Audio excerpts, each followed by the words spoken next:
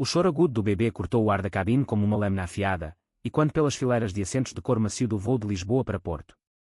Ricardo Almeida, o CEO bilionário cujos impérios de tecnologia moldavam o futuro da Europa, sentiu o sangue ferver em suas veias. Ele havia fechado um acordo de milhões naquela manhã, mas agora, preso a 30.000 pés de altitude, o som insistente o arrastava de volta a uma infância de silêncios opressivos.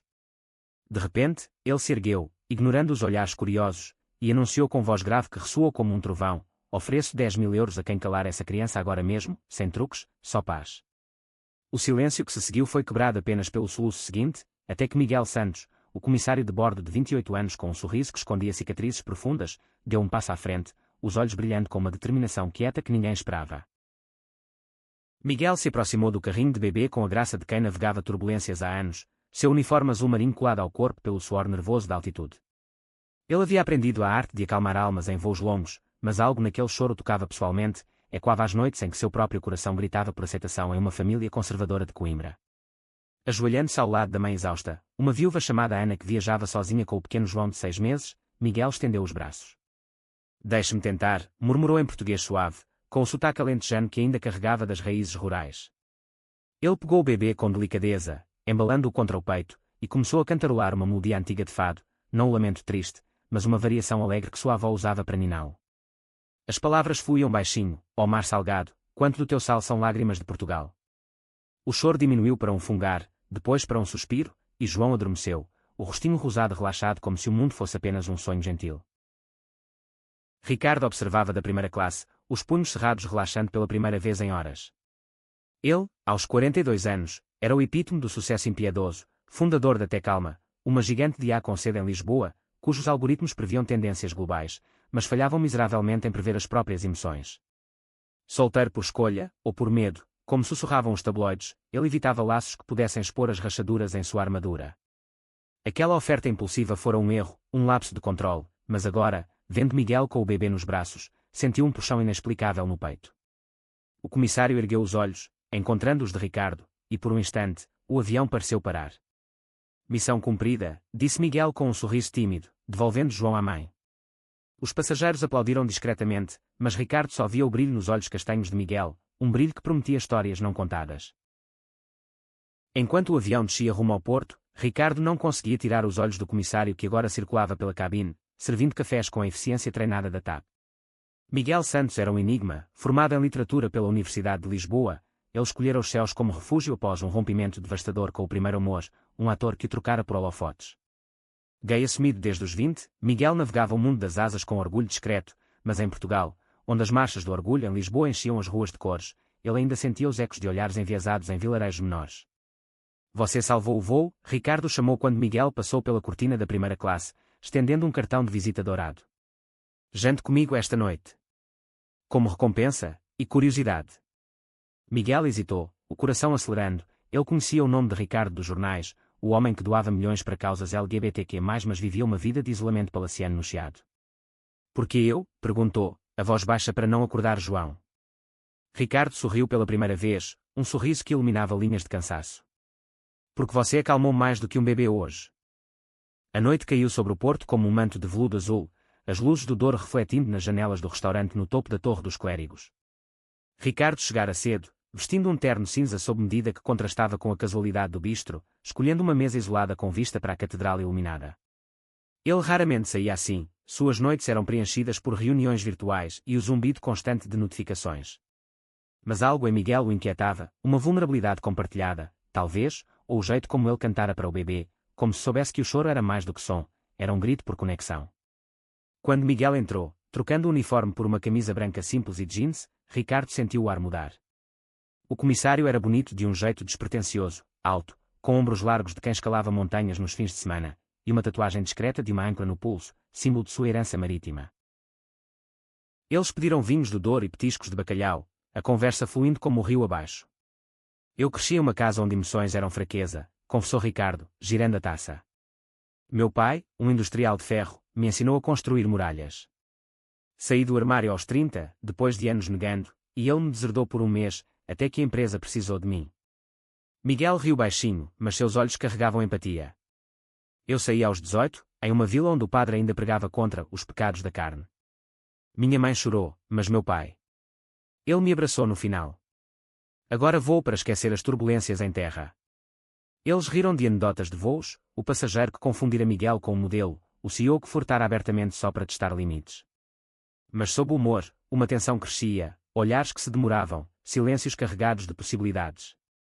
Quando Ricardo mencionou uma fundação que financiava abrigos para jovens LGBTQ+, em Faro, Miguel se inclinou para frente. Você faz isso por culpa ou por crença? A pergunta acertou em cheio, e Ricardo pausou, o rosto endurecendo. Ambas. E você? Porque não luta mais, em vez de servir champanhe a 10.000 metros? Miguel recuou, ferido. Porque às vezes, sobreviver é a maior revolução. A discussão se acalmou com a sobremesa, um pastel de nata compartilhado que os fez rir de novo. Ricardo pagou a conta generosamente, mas em vez de um táxi, sugeriu uma caminhada pelas ruas de paralelepípedos do Porto.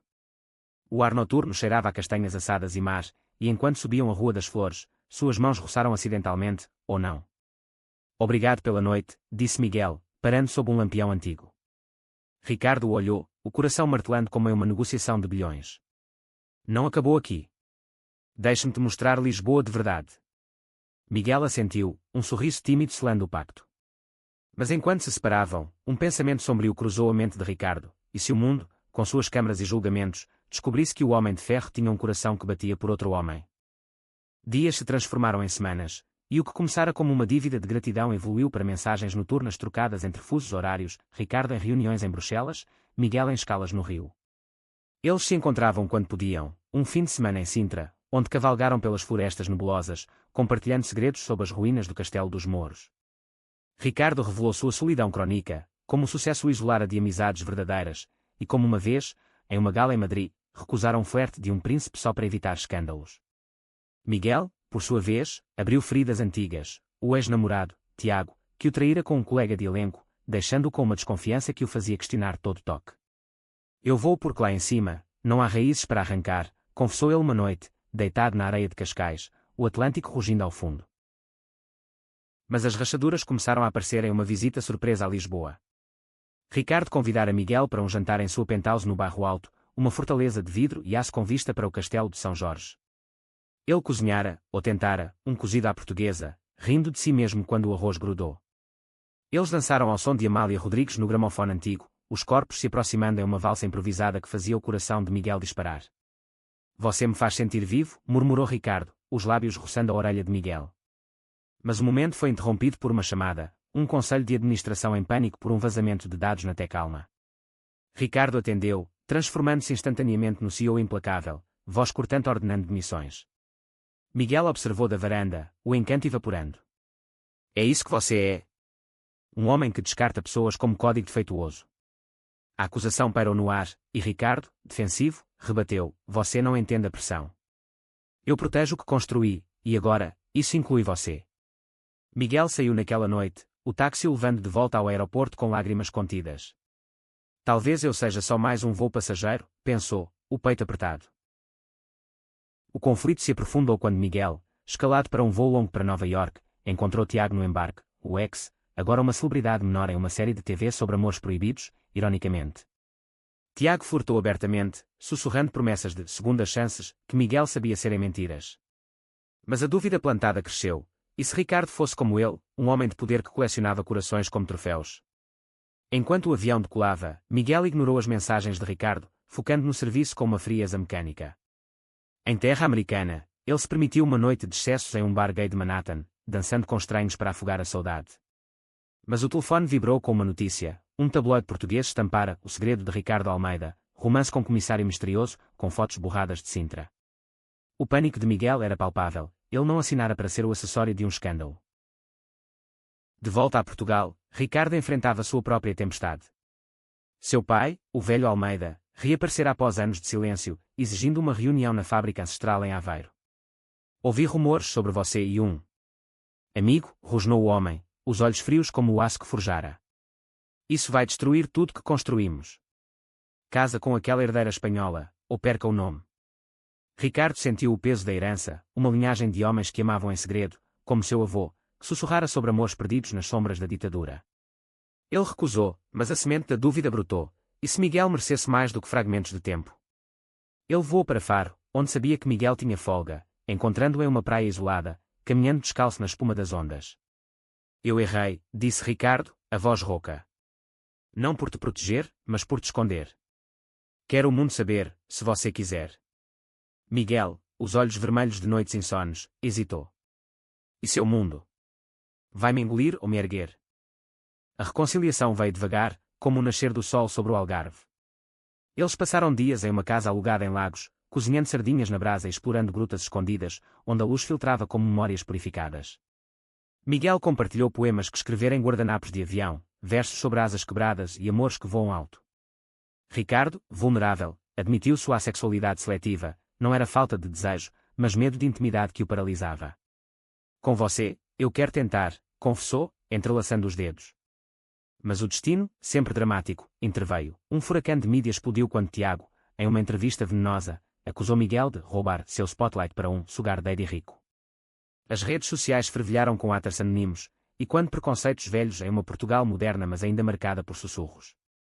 Ricardo enfrentou o furacão de frente, convocando uma coletiva em Lisboa. Meu parceiro, Miguel Santos, é o homem que me ensinou a amar sem condições.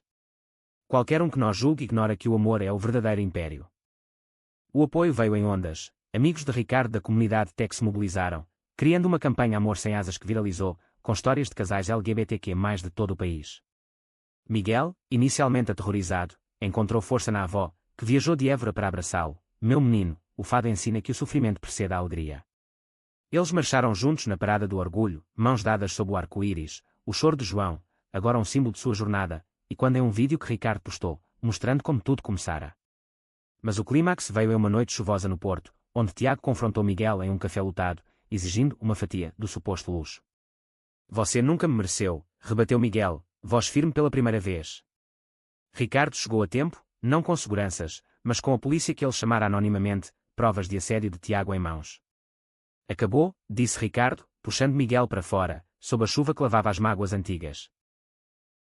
Na calmaria que se seguiu, eles reconstruíram devagar.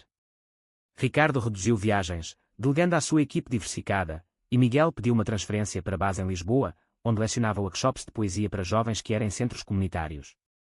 O bebê João batizou seu primeiro aniversário em uma festa na Penthouse, com Ana agradecendo aos dois homens que transformaram seu mundo solitário. E em uma manhã de outono, sob os azulejos do Mosteiro dos Jerónimos, Ricardo ajoelhou-se, não com anéis caros, mas com uma âncora tatuada no pulso, combinando a de Miguel. Case comigo, não por impérios, mas por este voo que nos levou um ao outro. Miguel, lágrimas misturadas ao riso, assentiu, sim, para todos os céus e terras. O amor deles, nascido de um choro e uma canção, provava que em Portugal, terra de saudades e renascimentos, até os corações mais guardados podiam voar livres. Enquanto o sol se punha sobre Belém, eles caminharam de braços dados, o futuro se desdobrando como um mapa de estrelas. Ricardo, outrora prisioneiro de suas muralhas, agora sonhava com uma família, talvez a adoção, talvez mais. Miguel, o comissário que acalmara bebês e tempestades, encontrara raízes em um amor que não exigia asas. E em noites quietas, quando o fado tocava baixo, eles dançavam, lembrando que o maior ouro da vida não é o drama, mas a coragem de responder ao chamado do coração. Fim.